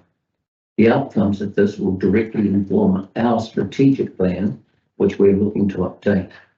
Our current strategic plan, which is publicly available on our website, is for 2024 to 2026. It's imperative for us to understand what is most important to our local communities to ensure our efforts are being directed where they're most wanted and valued. We're looking to create a virtual Central Otago Heritage Trail. This would link local museums and heritage precincts, and we believe would be of real benefit to local tourism. This is something we would love to collaborate with Council on. And another new and exciting collaborative opportunity for us going forward is engagement with the Department of Conservation. Through the knowledge, passion and drive we've found in the local heritage community, we plan to help coordinate efforts while working with the DOC to help protect heritage assets on DOC land. We've got a very busy road ahead, but it's an exciting one, filled with new initiatives and meaningful collaborations. As we progress, we remain committed to protecting, preserving and celebrating the rich heritage of this incredible place we're proud to know. Thank you. Any questions? No, I just think that in the time that we're going through now with unprecedented growth in the future, it is so much more important that we preserve the memories of the past. Because really, when you look at whatever challenges we've got down our road now coming at us, it was agriculture and horticulture and viticulture and mining and gold, they're all coming at different levels. So I think it's fantastic the work that's been done. I'm a big supporter of the heritage and the arts. I'll move receive the recommendation. They've done a great job. I think, Stuart, really, really important. As you might know, I'm researching, writing a book on Vincent Pike at the moment, who is pretty unknown generally here. And in the last week, I went over to Castlemaine in Victoria, near Melbourne, where he first went mining and storekeeping. And I was able to work with an outfit over there called the Castlemaine Historical Society.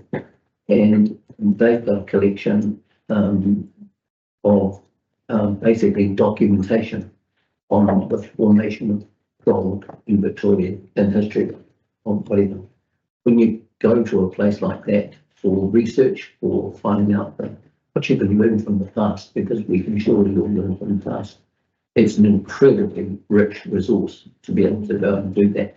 And the more that we can do it here through the work of either the Heritage Trust or certainly in museums, it's a massive work And I've got to say, in a place like the Tasmanian Historic Society, they only open on a Tuesday.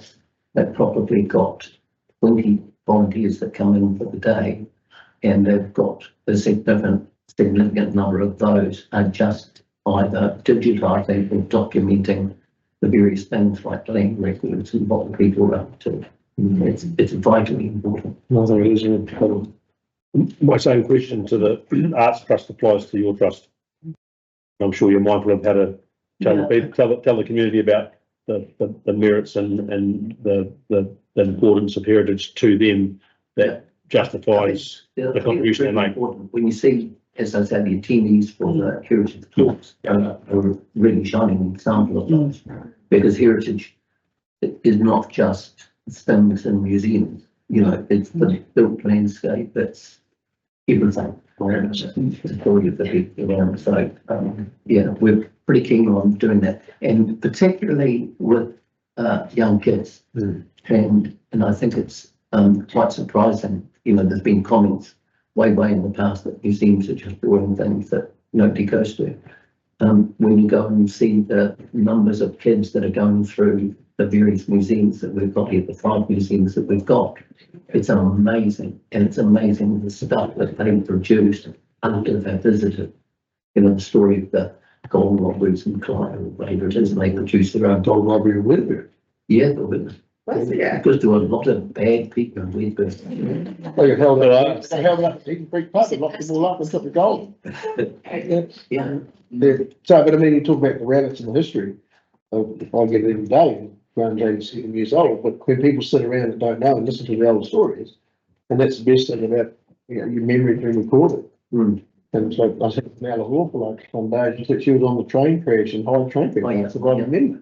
Yeah, you know, that was one of our heritage talks with Jim Sullivan. And the rabbits were extraordinary. I mean, like Spain rather, Ashton's glue really made his money, a lot of his money, through the sale of tinned rabbit. Just 2 final summary comments, and one was the video that Russell alluded to was shown at the Central Otago Heritage Trust AGM, with Clyde School doing a wee video on the bank robbery, and it was magnificent to watch. So I recommend you having a wee look at that if you get a chance, because it's just so cool. It's good. Brings to life that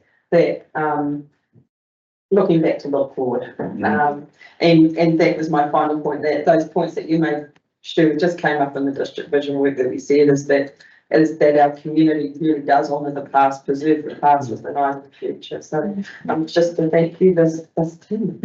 And thanks to the team for the great work you've done. Stu, you've moved the recommendation that we received the report. Neil, you've seconded it. All those in favour? And using piece we've got. Against. Harry, thank you so much. I said, what do you want in here today? Stick it in the Right, we move on to item number 25.12.6, reserve funding a Teviot Valley future plan, and we have Dylan. So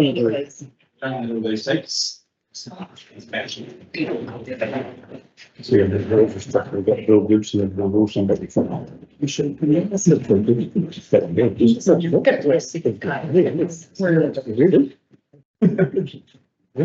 Morning. So you have myself as the I guess the former ward champion of the Teviot Valley, and you have the current ward champion of the Teviot Valley. While we're working through things, what we wanted to talk about was the paper in front of you regarding the release of some Teviot Valley general reserves. So I'll have the paper is ready. And some background. Earlier in the training in the Teviot Valley Community Board identified they wanted to develop a master plan for the Teviot Valley. Key pieces of work that were underway, such as the spatial plan, and later this year, the community plan. It made practical sense that the master plan development would be delayed into those plans for funds. However, the current board, realising the end of the training was coming and hadn't activated the master plan thinking, are now seeking to release up to 50,000 of their general reserves for the future development of a master plan. The Teviot Valley Community Board approved this at their last meeting, and in line with policy, we're now seeking council's approval to release the reserve funding. What is a master plan for the Teviot Valley?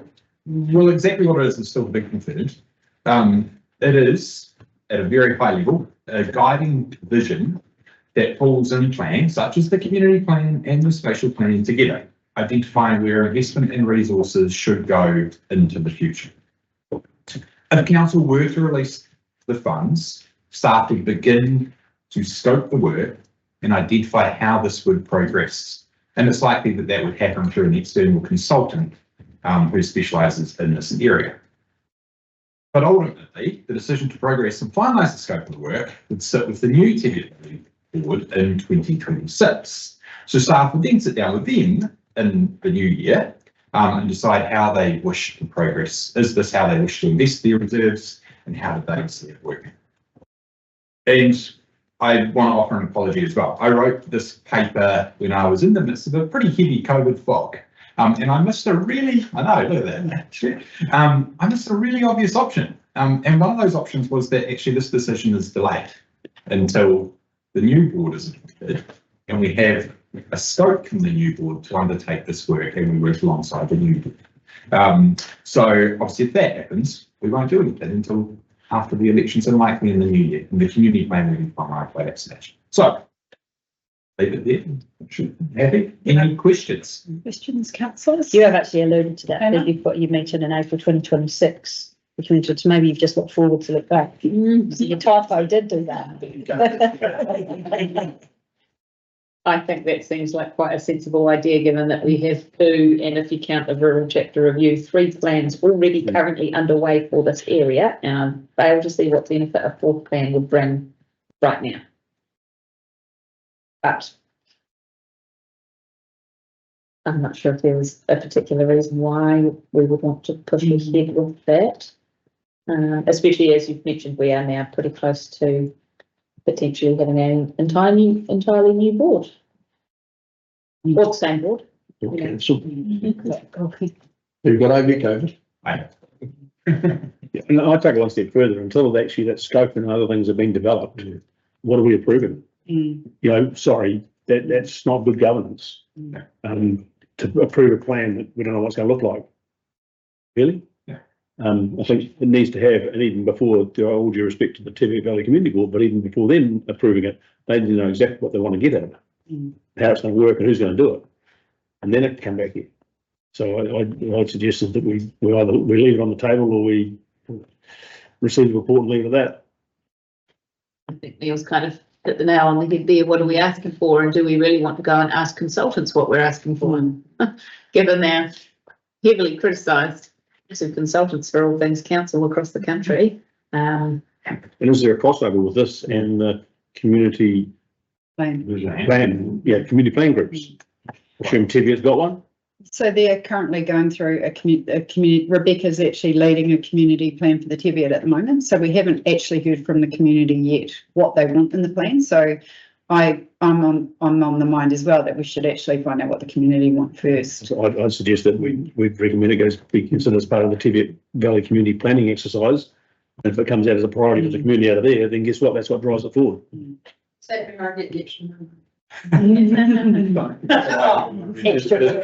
a door that's not shut probably behind you now, doesn't it? Okay, so in that case, we are an option C then, which is. I think you wouldn't need an option C. You would have A, receives the report, and B, instead of what's there would be something along the lines of notes that a current community plan is underway and that work may. What should consider direction for any Tibet Valley future strategy. I'm just worried, Neil, that because the community need plans, so we don't want to predetermine, but we could. So it could be something like note that the Tibet Valley Community Plan has commenced, and we'll consider those results before any additional future plan. You do it that way, yeah. because it may be, Makes sense. may not, it might say, actually, we're just gonna do things ourselves and. Or they might put stuff in the community plan and says, oh, tick, job done. Might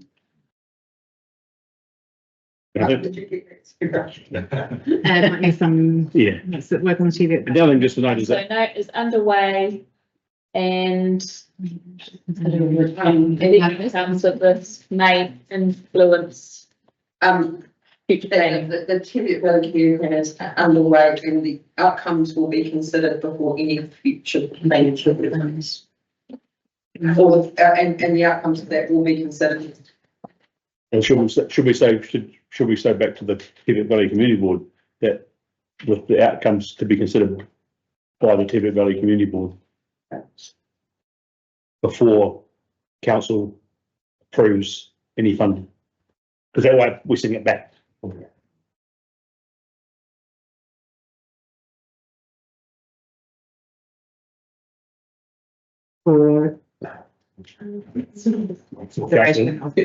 Before council approves any funding or considers any, before council considers any funding.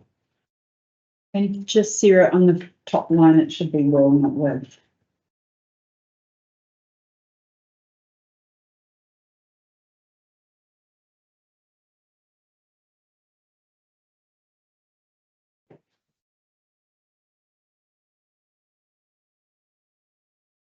You just, the funding that, obviously this is Teviot Valley, you would ask them to release of their own reserve funding. Do you just want to note that? Yes, yeah, yeah. From From the reserves. Yeah. Sorry, so the Teviot Valley. Actually.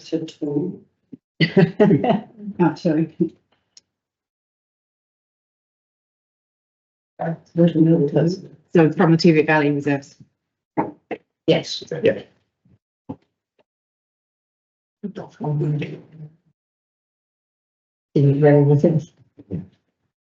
to say instead of two, it should say should be considered. Yeah, yeah. Sorry, the two didn't make sense. Yeah. Okay. That's the worst thing about government in the fly, that's.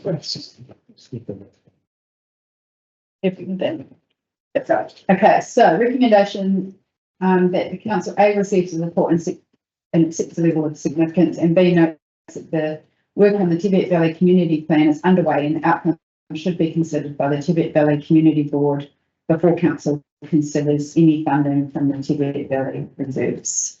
I have someone. Yes, sorry, I didn't. Sorry, I was just going to say, would you want to put the new Teviot Valley Community Board or is it? You're old. Yeah. It's relevant at the time.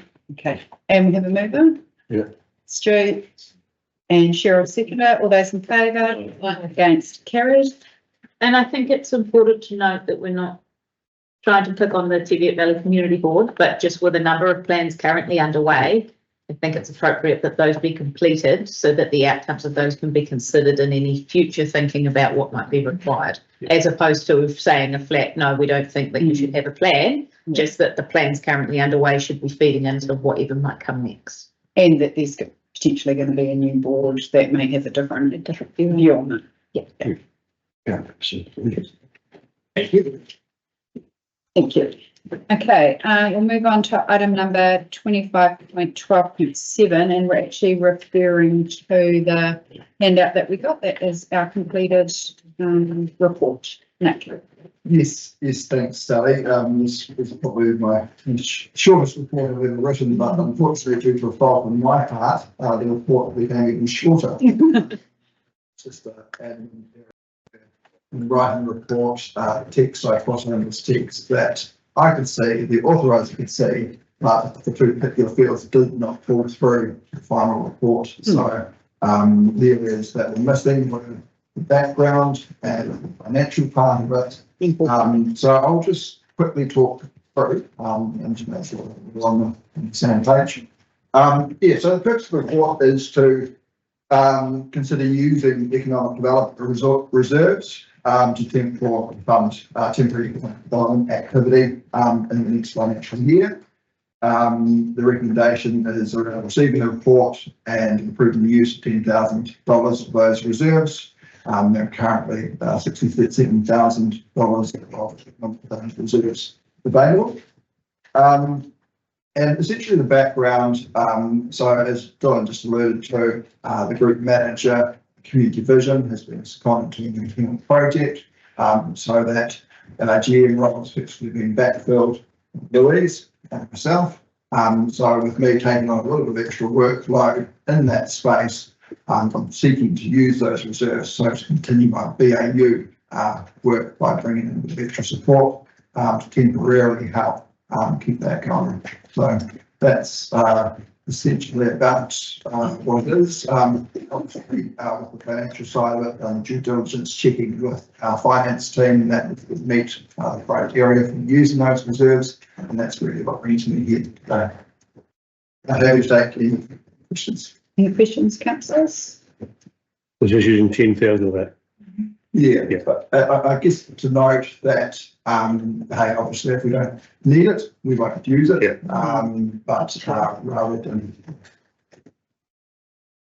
Do we make that then the use of up to 10,000? If that's the case? Well, essentially you can approve it and knowing that if it's not used, it falls back in that reserve. So, yeah, 6,100. Who's happy to move it? Seconder, Lindley, seconder. All those in favour? Against, carried. Thanks, Ian. Item number 25.12.8, Melbourne Dam Recreation Reserve Management Plan, and we have Maria.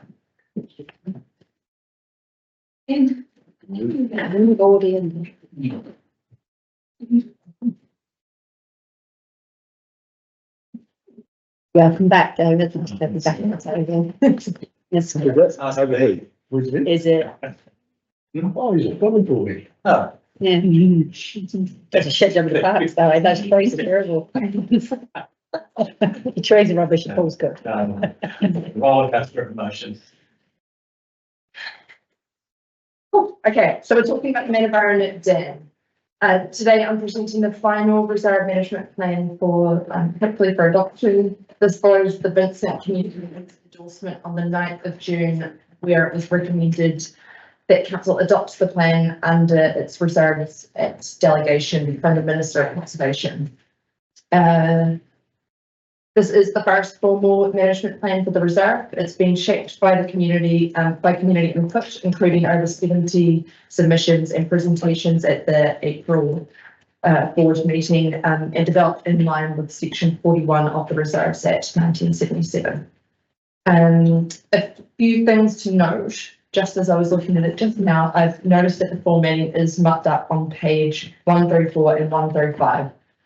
So there's some crossed out text that won't be crossed out, and on that's on page 134. On page 135, it's a formatting issue with the font, just about which one is in heading, and it should be in normal text. But it all looks fine other than that.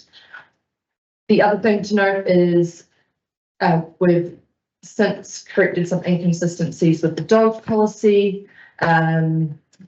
So the policy will read that it has to be in line with the dog policy. The plan will read that it has to be in line with the dog policy. So it's going to be a matter of it being dogs can be there off leash as long as they're under control, which was something that was discussed during the consultation. The plan itself, it retains the prohibition on four-wheel driving, motocross and camping. It supports shared track use for walking, biking and horse riding. It enables future amenities such as toilets if justified by demand and funding, which we're not there yet. And it strengthens recognition of ecological values and management needs. It provides a clear community endorsed framework to guide how we protect and enhance the special place, and we're now seeking council's approval to adopt the plan. Once adopted, it becomes operative and will guide future implementation through the long-term plan, the development plan and operational work programs. Any questions, councillors? Yep, Tina. The tidying up of the leases of people using some of the land for grazing purposes, where is that at? So that's outside sort of reserve. That's something we'll work through once the plan's been adopted. Good to just have the consistency across the district. I see it's rabbit fence. How bad is the rabbit population in there currently?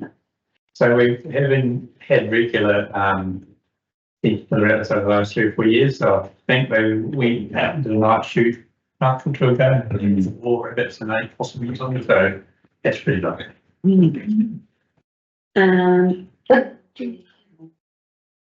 There's a part in there, page 121 of the agenda, which is page 59 of the plan, which talks about biking and e-biking. And one of our objectives is to manage the use of e-bikes and mountain bikes. How do we manage it? Generally through science. You can't, can you? And depends on the track style, and difficulty and things like that. So yeah, if you've got an e-bike and it's a grade 4 or 5 track, you wouldn't be on it. If it's a 5 track, you can do it. Wouldn't be on it for long. No, or your bike. I guess we acknowledge that Manabara Dam is, really far away and hard for us to monitor some of these things. So we do have to rely on signage and education, and the community actually do a lot of the monitoring and risks.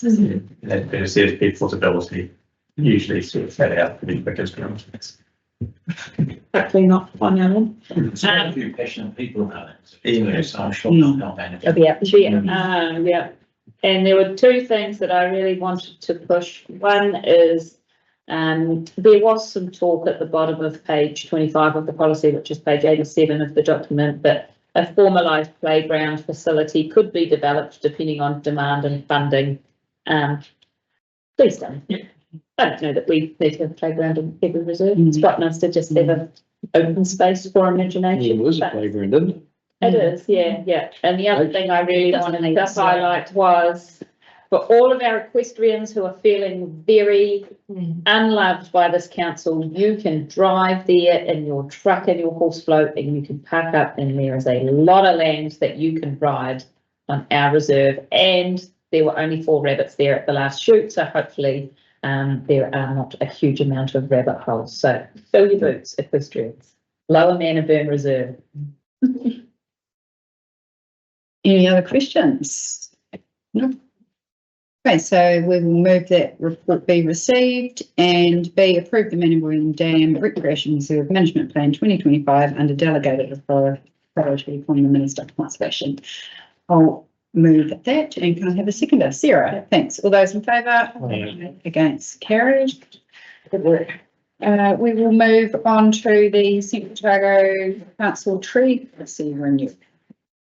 Oh, no, we're not. Sorry, I've skipped one. We're moving on to the review of the open spaces naming policy. Sorry.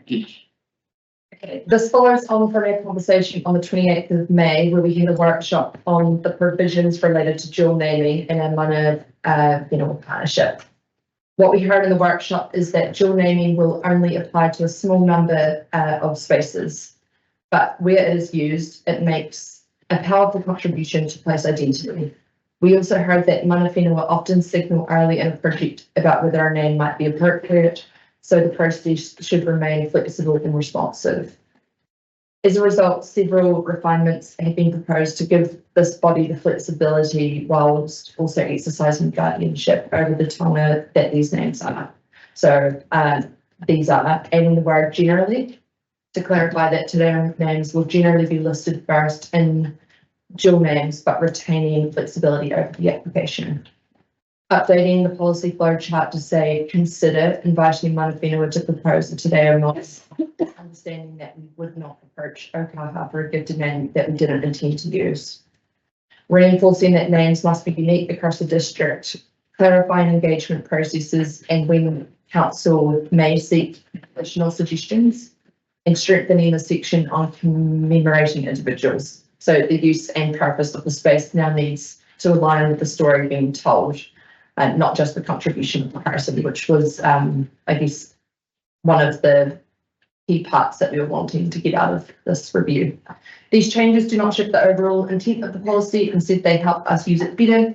and they reflect the practical experience that we've gained and the growing maturity of our relationships. There are no financial implications, and if adopted today, the revised policy will be made publicly available and supported with updated internal guidance, and a full review will follow in 2027. So I now recommend that council adopts the revised open spaces landing policy 2024, and our conversations on how we apply it will continue. Any questions, councillors? No? You guys have done a lot of work on this, so I think we've spent quite a lot of time going backwards and forwards, and it's great. I think that we've landed in a really good place with this policy, so thanks for that work. So I will recommend that we receive the report, approve and adopt the revised open spaces naming policy 2024. Notes that the open spaces naming policy 2024 will be reviewed in July 2027. And can I have a mover for that? Thanks, Tamer, and a seconder. Thanks, Sarah. You just check first and then didn't want it, but all those in favour? he's busy rolling. Against? Carried. 3 falls for last week. Okay, so now we can move on to the Central Otago District Council tree policy renewal. Thank you. So the tree policy, the current tree policy was adopted in 2022, and it's had a 3-year review period, so it's now due this year. Revised policy is a little slimmer than the last one. We looked at hopefully a bit more user friendly. There's some clearer policies, and looks to ensure our urban forest, that's the trees, in the public space and in town and things, is retained with a introducing a 2-for-1 tree replacement process. Somebody has to take money out for some reason, we put to that in. See where that goes, and also clarifying, I guess, the process of when and how trees are removed, and a little bit more rigor around that. So, if someone doesn't like it, probably isn't going to cut the mustard so much. And a bit of clarity on underground effects of trees as well, and that goes in tandem with the council's new subdivision policy process that will come in due course, where we'll be requiring things like root guards and barriers, so that the trees now don't do what trees in the past have done to some of the infrastructure. So we're just trying to be a bit smart in getting that done. It's also involved in some places, but we're trying to minimise those as we go ahead. So yeah, happy to answer any questions. I had one because I learned something, and that was that on page 8 of the policy, which is page 185, prohibit topping of trees due to it being internationally recognised as an unsound arboricultural practice. I wondered why that was. So when you top a tree, you might notice that they grow quite vigorously, and then have that loss of, just go from one thing and you have a handful of, I say, branches or things now wanting to be the trunk. But where they come out, that's inherently an unstable form. So they tend to blow off and they get bigger in the wind and things like that. So unless you're making a hedge, which is always clipped, just cutting them once in a while is going to cause that adventitious growth to go quite fast, and then over time they become unstable. That's why it's not an arboricultural accepted practice. So what happens when they trim trees for power lines, like those palm trees in Cheviot Street in the Cheviot Valley, for example? Technically not a tree. We're learning all sorts tonight. So they're going to come out anyway. But I mean, if you notice, the board's approved it. When they do it otherwise, we tend to be there just about every year because the tree is growing a lot quicker in those spaces, because you've cut it off. It's still got the same root and volume, pushing stuff up, and pruning of any trees creates growth. That's why you do like 3 rows of actual growth. That's the same principle for tree. Okay. The iTrees web-based tool for determining value and estimating the benefits of individual trees. What sort of trees, or where would that of value, I guess. So I guess it's future proofing. I think if we're a bigger city, we'd be using it a lot more, where they do, and especially in places like Europe. So the tree tells you, you put in the tree species, its age and stuff, and tells you how much carbon it sequesters and a whole lot of other stuff. So that all those benefits that if you want, you can go and do that. I'm not saying we're there because somebody wants to chop that tree out there to $10,000 or half a K of carbon a week or something. But it's just putting out there the future proof stuff that may happen before we possibly, because things are changing quite a lot in that space, and in an environment and people wanting green urban forests and things to develop. That's all part of that sort of. Are we using our trees for carbon offset? No, they're not. They're not applicable at this stage. But you never know. Yeah, and two things. The other one here, 25 total service requests from 18 trees, but 5 have fallen over. The argument to that should have been cut down before they fell over. And the biggest discussion probably from everywhere, we cutting down trees, but the job in the Minitana Park Stadium, a year down the road, how people are so happy those trees are gone. They're going to eventually attach to an old tree. But yes, and I think probably it's a bit like Neil asked of heritage and the arts. How do they push that boat out a bit more? It probably is as tree art, we're going to be more interactive with the community because there's a lot more goes on. Like if we're going to be cutting down a lot over time, we're planting a lot, but we saw it even with the 5 mile. It's a passionate thing. So we probably want to be really front foot in the tree thing because now the talk in the Minitana is when are you going to get rid of all the rest of these trees? Because I think it always brings tension to this table. When really it's I did also wonder on that same note if at the start of the training for community boards, if could be a discussion about what trees are coming up over the next 10 years that are getting to the end of their life, that the boards could actually have the conversation with their communities and go, look, we actually know these trees are getting to the end of their life, and it could give the community a chance to say what they would like instead as well, and just be a bit more proactive about it. Yeah, exactly. And then drop and said it's like we do nothing about the trees, and now you come onto the trees. We used to do this in every public meeting we had, but maybe you have a 10-year plan on what trees might be coming up and let people really front foot it. It does cause, as an elected member, it gives you more grief than anything. Because then it wouldn't be a surprise, and it's like, oh, but I didn't know about that, and that tree's just come down and everyone's in a kind of uproar. That they would know because we've been planning for it for 10 years and we know that it's just getting to the end of its life. And we've mentioned tree succession planning in the strategy, so we need to put some things on place. Including some of the model elements of identifying where our tree assets are and recording and all that other stuff too. So I think we're getting a lot smarter with that too. So from education, whatever that's yeah,